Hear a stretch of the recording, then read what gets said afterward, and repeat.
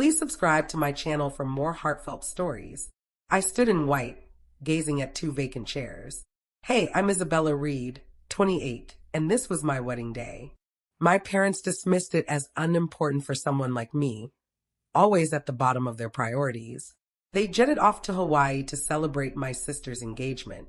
I saw their laughter on a glowing phone screen, tropical cocktails, a vibrant sunset. Not one word about me. Nicole gripped my hand tightly as the band played on.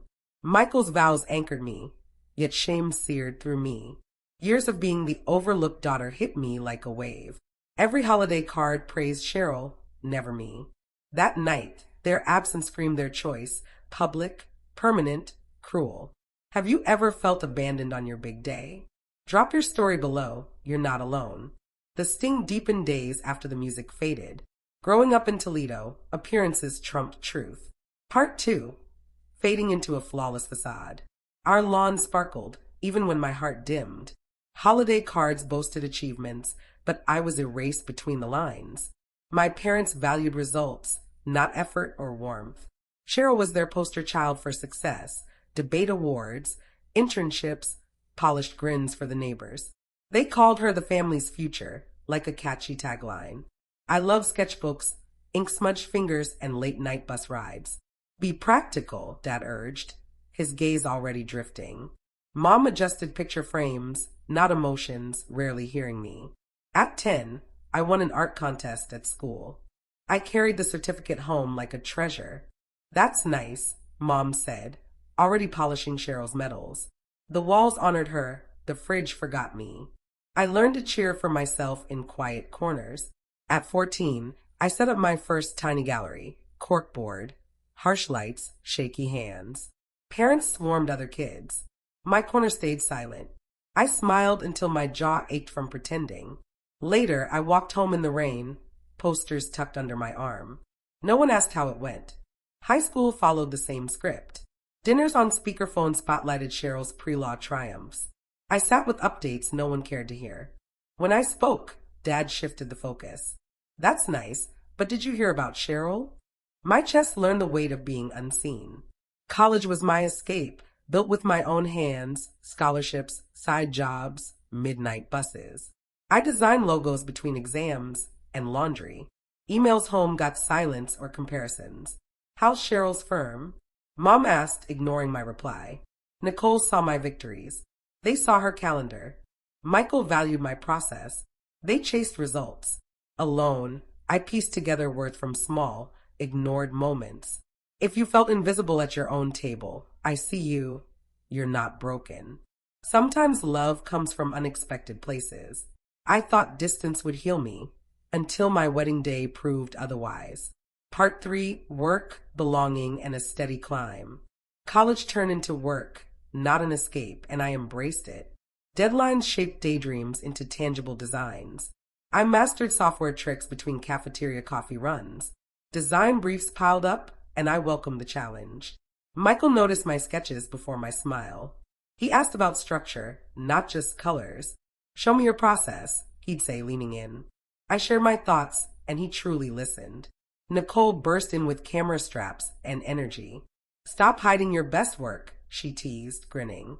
She pushed me to showcases I dreaded, and I left with 3 freelance gigs. The internship paid in ramen and lessons. I tweaked fonts at 2 a.m., learning clients through clarity, not just aesthetics, and managers through calm under fire. I sent updates home like casting wishes. Proud of my new campaign, I wrote. Dad replied, Cheryl's moot court was a hit. Mom asked, are you networking like Cheryl? Their cheers belonged to her stage, so I celebrated alone in midnight kitchens, whispering, well done, over the hum of the fridge. Nicole clapped loud enough for us all. Michael poured tea and asked deeper questions. My first agency offer landed on a Friday, Toledo, mid-size, hungry for portfolios demanding excellence. I signed after 2 interviews, relief trembling through me. HR gave me a badge, I exhaled. Mondays smelled of fresh ink and burnt toast. I crafted style guides, wove campaigns. Clients grew bigger, deadlines fiercer. Pressure forged confidence, step by step. I stopped waiting for their calls. Silence from home became fact, not fate. I measured growth in projects, not family dinners. I learned to say no without guilt. Then came a national retailer rebrand, 6 figures at stake, pressure soaring. I sketched storefronts, bags, billboards. My thumbnails lined a wall like portals. Michael studied details with quiet joy. Nicole filmed the process for my records. We launched on a rainy, bright morning. Hashtag spread. Sales climbed. A local trade blog printed my name. I stared at the byline until sunrise. I sent the link home once. Great, Dad texted. Cheryl met a partner. I closed the chat and opened Illustrator. Pain fueled me. Craft became my refuge.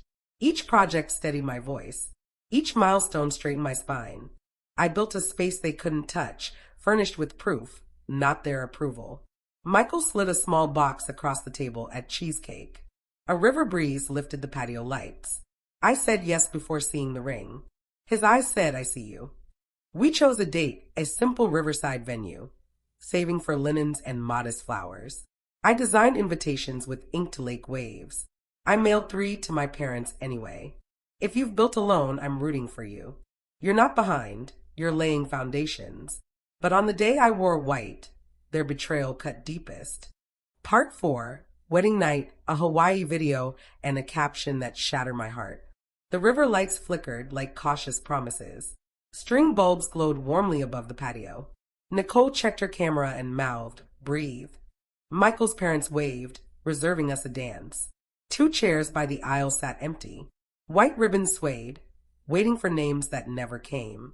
I pretended the breeze took their place cards. It didn't. Silence did. The quartet played a familiar hymn. I stepped forward, my dress brushing the stones. Michael's eyes locked on mine, unwavering. His jaw was firm, his gaze gentle. My hands trembled, his stayed steady. The officiant greeted our small, defiant crowd. Vows waited on crisp cream paper, ink still fresh. I glanced left, emptiness stared back, unapologetic. Nicole edged closer, framing my face, not the void. We spoke timeless words made new. I vowed presence, not perfection, a home, not a stage. Michael promised patience, partnership, and countless quiet Tuesdays. Applause rose like a shield after a storm. The reception eased tensions and schedules. Diane handed me water, whispering, "Family shows up." George gave a toast about kindness over pride. Guests laughed, listened, raised glasses. I let myself sink into the night. We danced to a song from freshman year, friends clapping offbeat. The cake tasted of lemon and release. Then my phone glowed beside the bouquet. A notification stacked over missed calls. Mom's profile shimmered with a gold filter. I shouldn't have checked. I did. A video, sunset, palm trees swaying. Cheryl in white, not a wedding dress. Jeffrey in linen grinning wide. My parents in matching leis, drinks glowing. Caption, celebrating our star's engagement in paradise. No mention of me, no hint of Ohio. The band played something lively, oblivious. My chest burned, but my face held still. Nicole stepped in like a barrier, counting breaths with me. Michael saw the screen, then me. He didn't swear or chase their shadows. He touched my shoulder and said, "Here now." I tucked the phone away like a fading ember. We finished the night we'd built, stacking plates, folding linens, thanking every guest. I pressed my hand to the empty chairs. No prayer came, just a clear resolve forming. At home, I watched the video once, sound off, eyes dry, facts not wounds. They hadn't forgotten. They chose. They flaunted that choice, daring me to accept it. I didn't. I slept beside loyalty. Morning brought coffee, emails, a clear sky. I designed thank you cards, then a boundary. Michael slid a pen across the table. His smile said, "Write it with strength. Have you stood where love should be and found only absence? Share below, you're not alone." 3 days later, the phone rang. Part 5, a loan demand, proof, and a line drawn. 3 days later, the ringtone cut through dishwashing. I dried my hands and answered. "Isabella," Dad said, voice sharp and rehearsed. "About that college loan we paid. They needed funds for Cheryl's wedding." My grip tightened, the glass held. "What loan?" I asked, voice steady. The 20,000 from your undergrad, he said. It's only fair you help now. Fair sounded hollow. I'll call back, I said, hanging up. Michael pushed my laptop toward me. I dug into old folders, statements, payment records, emails. Every month paid by me on time. No co-signers, no parental help. I called the bank. Facts matter. The rep checked records. All clear, she said. Loan paid, no third-party payers. I called Dad, documents open. My loans are paid, I said, calm. By me. No balance. No you. He coughed, then pivoted. Families help each other, Isabella. Be reasonable. Cheryl's wedding matters for us all. All of us. I echoed. Except my wedding day. He launched into a lecture on sacrifice. Mom's voice chimed in, faint but cutting. Don't be dramatic. This is what families do. My tone stayed cold. Family shows up, I said. You didn't. You called my wedding trivial. Silence stretched, then turned to bargaining. We'll repay after their honeymoon, he said. Think of it as a gesture for Cheryl. I already gave, I replied. I'm not funding her spotlight. Anger flared. Don't be ungrateful, he snapped. We invested in you for years. Send receipts, I said. I'll wait. He had none. I opened a document titled Boundary. I wrote with precision, no metaphors, no escape routes. To Joseph, Ruth, and Cheryl it began. Your actions showed my place. You dismissed my wedding, celebrated hers publicly, and tried to rewrite my finances. I reject your revisions and debts. Do not contact me about money or trivial matters again. Future attempts will be ignored. I choose my peace and home. I read it aloud once. Michael counted my breaths like vows. I hit send and blocked their numbers. No apology came. The equation simplified. I poured tea and opened Illustrator. Lemon light spilled across the tiles. My hand steadied before the kettle whistled. If you face this kind of manipulation, share below. You're not alone. Your clarity could spark someone's courage. I thought that email closed the chapter, but consequences came knocking. Part 6, Repercussions, Healing, Chosen Family, and Emma's Light. The email sent, and silence followed. Not peace yet, just space for it. Word spread without my effort. Mary stopped inviting them to gatherings.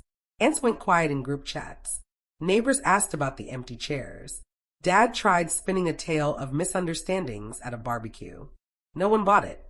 Cheryl faced unexpected pushback. Jeffrey's parents questioned Hawaii over my wedding. Fairness matters, his mother said, unflinching. Their engagement lost some shine under its own glare. I didn't revel in it. I sowed quiet instead. Their consequences belonged to them. My boundaries belonged to me. So I built, brick by brick, morning tea, evening strolls, unhurried meals. Silence stopped feeling like a penalty. It felt chosen.